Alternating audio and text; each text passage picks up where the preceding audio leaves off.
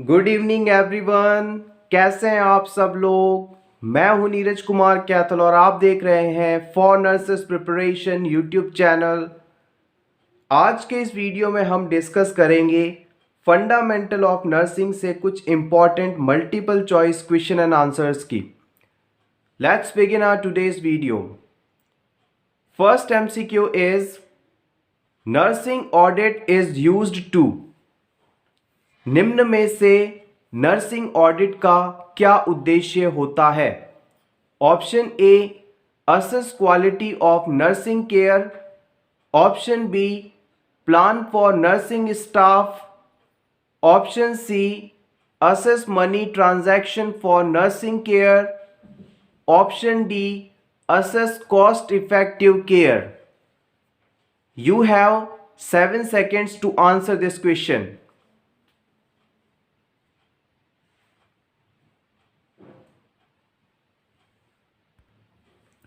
Correct answer of this question is option A. Nursing audit is used to assess quality of nursing care.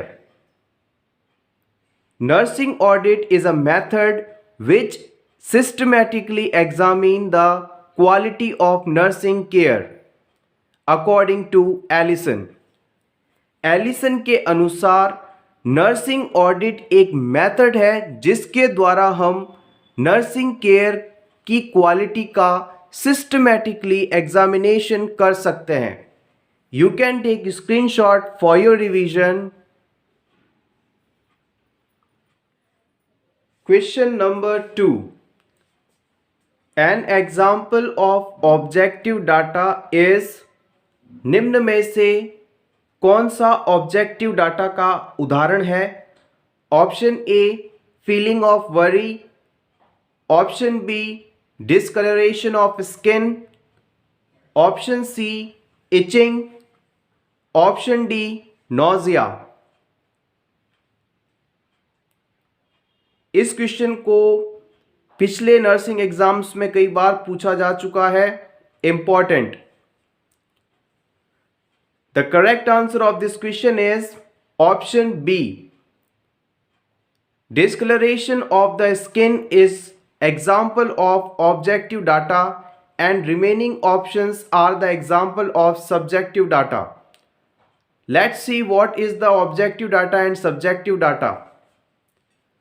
Objective data are measurable and overt data obtained through observation, physical examination and diagnostic examination.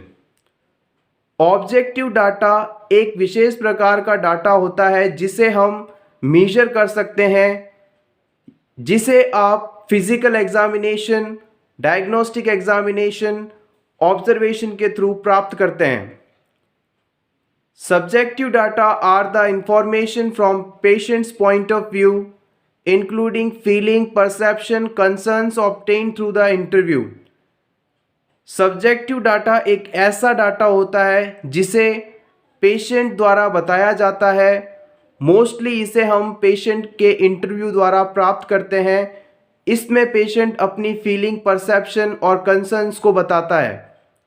Simple शब्दों में कहें तो जब भी आप patient से history ले रहे हैं, अगर आप फिजिकल एग्जामिनेशन कर रहे हैं तो एक तरह से ये ऑब्जेक्टिव डाटा देगा और इंटरव्यू के द्वारा हम पेशेंट को जो चीज़ें फील हो रही हैं सब कुछ सब्जेक्टिव डाटा में इंक्लूड करेंगे। A low pitched continuous gargling sound caused by secretion in large airways called। यदि किसी पर्सन में लार्ज एयरवेज में सिक्रीशन के कारण लो पिच्ड कंटिन्यूअसली गार्गलिंग साउंड आ रहा है तो आप इसे किस प्रकार के साउंड के रूप में आइडेंटिफाई करेंगे। Low pitch continuously gargling sound due to large airway secretions. Option A wheezing, option B rhonchi, option C coughing, option D strider.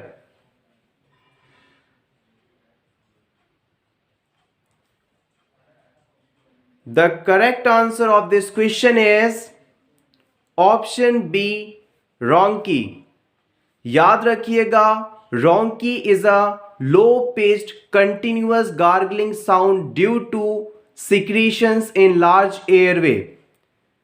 अब जानते हैं wheezing और स्ट्राइडर के बारे में। Wheezing is a high-pitched whistling sound made while breathing.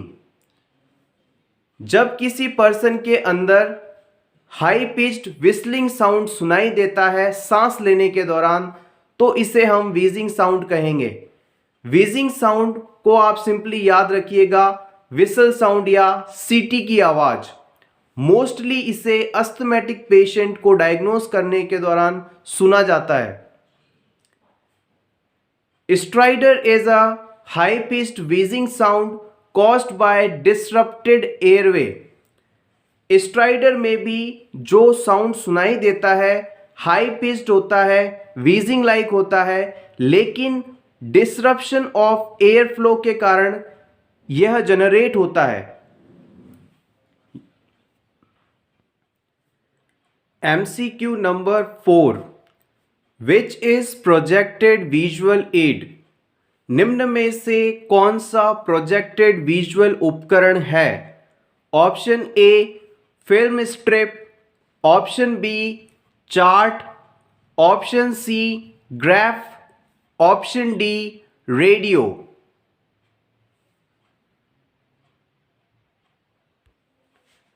Correct answer is option A film chart. Film chart एक projected visual aid का उदाहरण है। Film strip is projected audio visual aid while chart and graph are visual aids. Radio is an example of audio aid. Next question is color of 18 gauge cannula. Option A orange, option B gray, option C white, option D green. Cannula से nursing exams में एक question अक्सर पूछा जाता है। कई बार आपसे colour देकर गॉज पूछ लिया जाता है, कई बार गॉज देकर कलर पूछ लिया जाता है, कई बार यूज पूछ लिया जाता है। Correct answer of this question is option D green. 18 gauge cannula comes in green color. आइए बात करते हैं सभी कैनुलास के कलर और गॉज साइज की। टोटल 8 प्रकार के कैनुलास आते हैं। गॉज साइज 14 से लेकर 26 तक। ऑरेंज कलर का कैनुला 14 गॉज साइज का होता है। वो इमरजेंसी रैपिड फ्लूइड एडमिनिस्ट्रेशन में काम आता है। एक बात याद रखिएगा, जितना कम गॉज होगा उतना ही ज़्यादा निडल डायमीटर होगा। यानी अगर आपको बहुत ज़्यादा तेज़ी से फ्लूइड एडमिनिस्टर करवाना है तो आपको उतने ही कम गॉज का कैनुला यूज़ करना होगा। 14 साइज का कैनुला सबसे ज़्यादा फ्लूइड एडमिनिस्टर करने के लिए उपयुक्त है, जबकि 26 साइज के कैनुला से आप सबसे कम या स्लो फ्लूइड एडमिनिस्टर करवा पाएंगे। ग्रे कलर का जो कैनुला होता है उसका गॉज होता है 16, वाइट कलर के कैनुला का गॉज है 17, ग्रीन कलर के कैनुला का गॉज होता है 18। याद रखिएगा, ग्रीन कलर का कैनुला ब्लड ट्रांसफ्यूशन में मोस्टली उपयोग में लिया जाता है। पिंक कलर का जो कैनुला आता है उसका गॉज साइज होता है 22 गॉज साइज का कैनुला ब्लू कलर में आता है। मोस्टली इसे हॉस्पिटल में आईवी फ्लूइड एडमिनिस्टर कराने के लिए उपयोग में लिया जाता है। 22 ब्लू कलर। येलो कलर का कैनुला गॉज साइज होता है 24, ये पीडियाट्रिक यूज में काम आता है। और वॉयलेट या पर्पल कलर बोले तो उसमें गॉज साइज होता है 26 गॉज, ये भी पीडियाट्रिक यूज के लिए है। आप चाहें तो आपके रिवीजन के लिए इसका स्क्रीनशॉट ले सकते हैं। Next question is commonly used solution for mouth care. Mouth care करने हेतु निम्न में से किस सॉल्यूशन को कॉमनली उपयोग किया जाता है? Option A KMnO4 1:5000, option B hydrogen peroxide 1:8, option C sodium chloride 1 teaspoon to 1 pint of water, option D all of the above.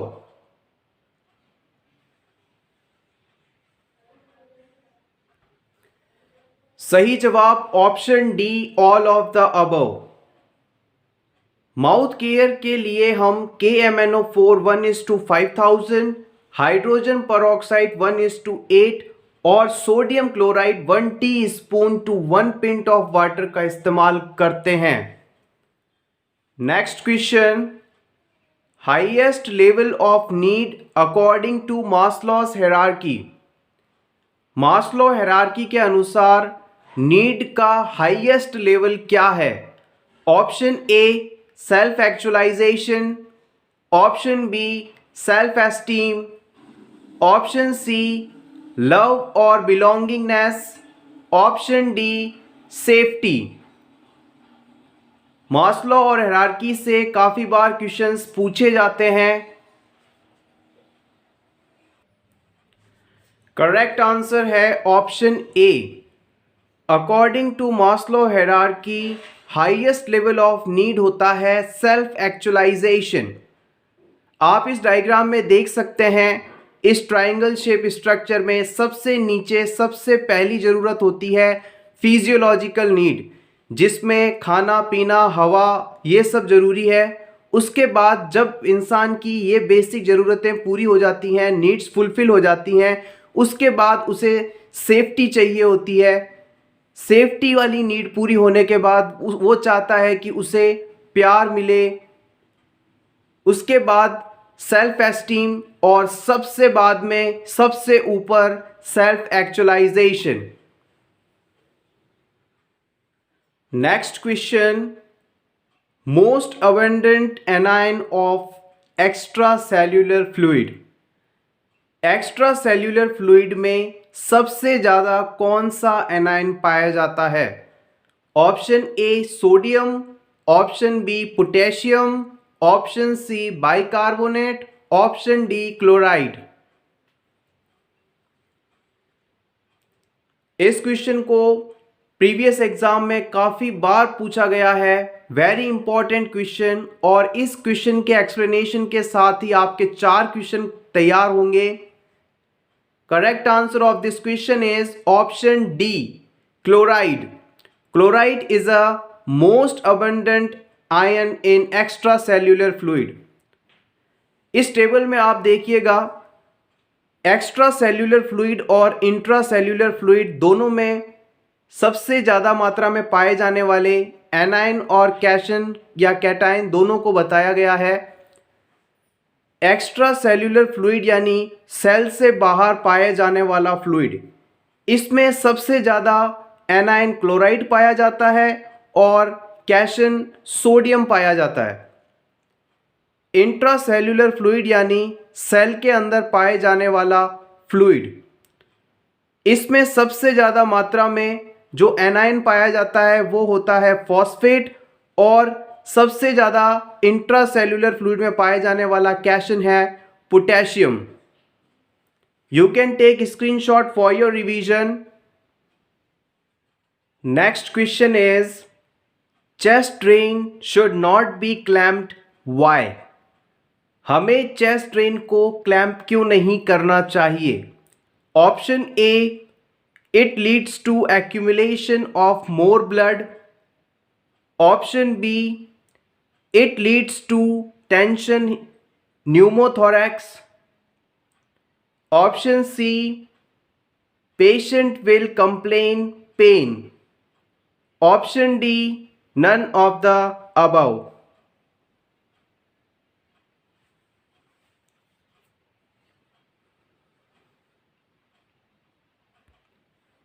Correct answer of this question is option B.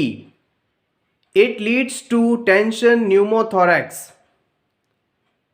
Chest drainage के द्वारा हम lungs के आसपास स्थित blood, air और fluid को बाहर निकालते हैं. Next question is most important concern while providing oral care to an unconscious patient. जब आप किसी अनकॉन्शियस पेशेंट को ओरल केयर प्रोवाइड करवा रहे हों तो उस दौरान सबसे इम्पॉर्टेंट कंसर्न निम्न में से कौन सा होगा? Option A, use ordered mouth care solution. Option B, prevent aspiration. Option C, look for denture. Option D, provide oral care in each shift. Correct answer of this question is option B, prevent aspiration. Unconscious patient को oral care देने के दौरान हमें उसे aspiration से बचाना सबसे important concern माना जाएगा. Last question of this video. Laparoscopy is visualization of. Laparoscopy technique के द्वारा हम किस बॉडी पार्ट का या बॉडी ऑर्गन का विजुअलाइजेशन कर सकते हैं? Option A, abdominal organs through opening in abdominal wall. Abdominal wall में ओपनिंग बनाकर एब्डोमिनल ऑर्गन्स को देख सकते हैं. Stomach, pelvic organs through vaginal wall. Respiratory tract. You have to choose. With the help of laparoscopy technique, we can visualize which of the following. The correct answer of this question is option A. With the opening in abdominal wall and with the help of laparoscope, we can visualize abdominal organs, and this whole process known as laparoscopy. Thank you so much friends for watching this complete video. If you think this video is helpful, then please click upon the like button, share this video with your friends and subscribe our YouTube channel for nurses preparation for more such interesting videos. All the best.